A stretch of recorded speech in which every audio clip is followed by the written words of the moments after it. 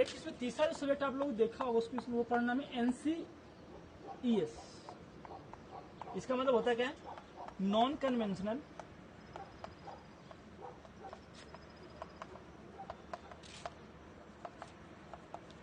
Energy sources. Energy sources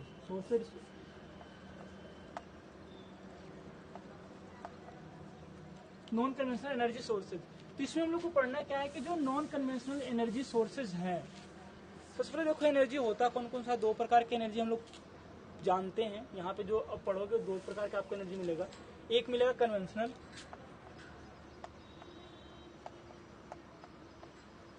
दूसरा मिलेगा non conventional.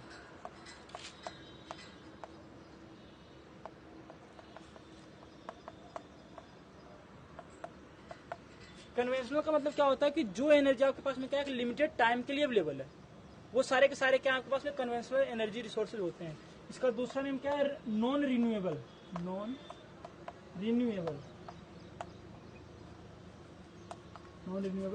Energy sources.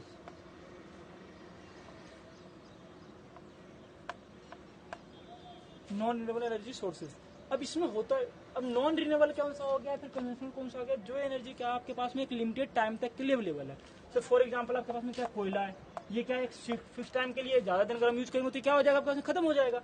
दूसरा हम क्या ले सकते हैं, डीजल के साथ भी यही सिस्टम है।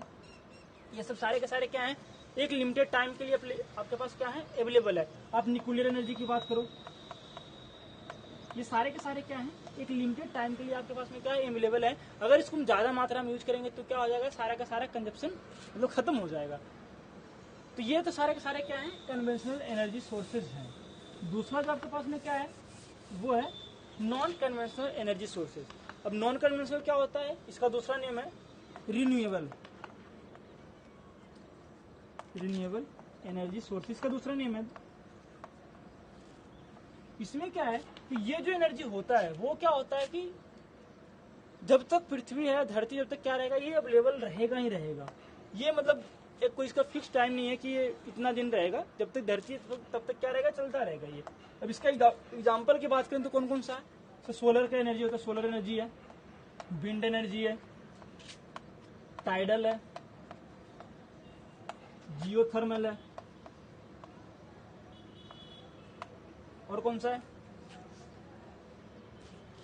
बायोमास है, बायोगैस जिसे बोलते हैं बायोमास है। ये सारे के सारे क्या है, नॉन कन्वेंशनल एनर्जी रिसोर्सेज है। मतलब ये क्या है कि ये जब तक धरती, जब तक सूर्य उगेगा, जब तक सूर्य रहेगा तब तक हम क्या कर सकते हैं, सोलर लाइट का हम यूज कर सकते हैं।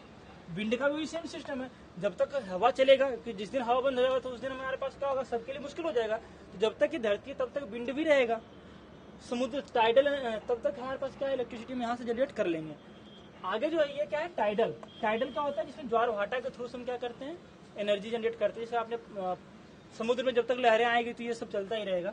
जियोथर्मल क्या है, पहाड़ पे हम क्या करते हैं, जैसे बड़े बड़े पहाड़ होता है ना, पहाड़, वहाँ पे क्या करते हैं कि विस्फोट करा करके मतलब बम वगैरह डाल करके वहाँ पे क्या करते हैं, पानी डालते हैं, तो वहाँ से क्या होता है, बहुत ही मात्रा में हीट रिलीज होता है। तो यहाँ पे आपके जियोथर्मल के लिए बायोमास तो सबको पता होगा क्या होता है, गोबर गैस बनाना, जैसे कैसे सारे पूरा कचरा डालकर क्या करते हैं, एक प्लांट सा तैयार करते हैं, वो आपका एज ए बायोमास हम इसका यूज कर लेते हैं। तो ये सारे के सारे क्या है, नॉन कन्वेंशनल एनर्जी रिसोर्सेज है। तो इस पूरा बुक में आपको इसी के बारे में पढ़ना है कि सोलर लाइट कैसे चलता है, बायोगैस कैसे चलता है। तो ये पूरी इस यूनिट में आपके पास में ही चलेगा कि नॉन कन्वेंशनल कौन कौन से हैं, ठीक है ना। आपके पास में विंड एनर्जी से हम कैसे इलेक्ट्रिसिटी जनरेट करें, तो ये सारा का पूरा बुक ही है, इस पर हम क्या करेंगे, पूरा इसको डिटेल से पढ़ते चले जाएंगे, ठीक है ना। इसमें एक चीज और है, वो पढ़ना है, जिसमें फर्स्ट टॉपिक दे रखा था इसमें, वो है, अगर बात करें तो इसमें जो सबसे फर्स्ट टॉपिक दे रखा था वो दे रखा था प्राइमरी सोर्सेज। तो प्राइमरी सोर्स कौन सा एनर्जी का होता है, जिस एनर्जी को हम क्या कर सकते हैं कि बिल्कुल प्योर फॉर्म में जैसा पाएगा वैसे हम क्या करते हैं, अगर हम इसको यूज करते हैं, वो सारे के सारे क्या होते हैं, प्राइमरी सोर्सेज एनर्जी में आते हैं। जैसे कोयला है, डायरेक्ट यूज करते हैं, डीजल है, सारे सारे क्या है, आपको डायरेक्ट यूज होता है। तो ये सारे के सारे आपके पास में क्या है, न्यूक्लियर है, ये सारे ये एटॉमिक एनर्जी है, ये सारे के सारे क्या है, आपके पास प्राइमरी सोर्स में आता है। मतलब क्या है कि जैसे पाया गया हम उसको वैसे ही क्या कर सकते हैं, करें उसको यूज कर सकते हैं। दूसरा क्या है आपके पास सेकेंडरी सोर्स।